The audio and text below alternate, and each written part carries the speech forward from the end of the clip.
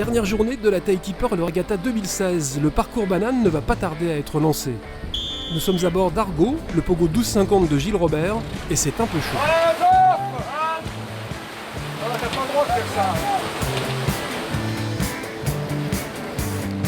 Sur le plan d'eau, les jours se suivent et se ressemblent. Area prend très vite les devants. Les premiers poursuivants tentent vainement de s'accrocher.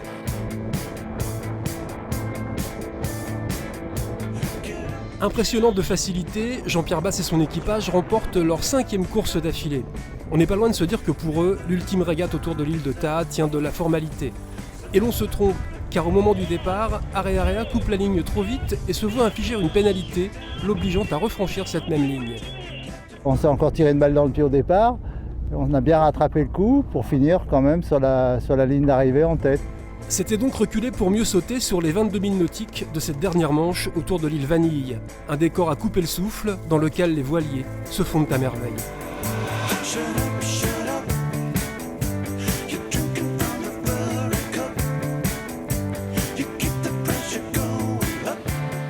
Sans surprise, finalement, Area est le premier en temps réel à boucler le tour de l'île de Taha. Côté multicoque, il est imité par le NJ Yacht Design de Nicolas Gruel. Au classement généraux de la Tahiti Pearl Regatta, en temps compensé, la victoire de Jean-Pierre Basse est confirmée dans la catégorie Division 1. En Division 2, c'est le bateau John Steam qui s'impose. Chez les multicoques, victoire finale de Gaël Duclos. Alexandre Degraine, quant à lui, remporte le défi entreprise. Le classement cruising et le mot de la fin reviennent au Suédois Peter Lindgren.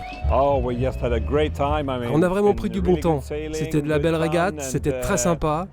Agréablement surpris, oui. La Tahiti Pearl Regatta 2016 s'achève dans une ambiance de fête et de feu. Rendez-vous est pris pour la 14e édition, qui devrait accueillir un nombre encore plus grand de concurrents.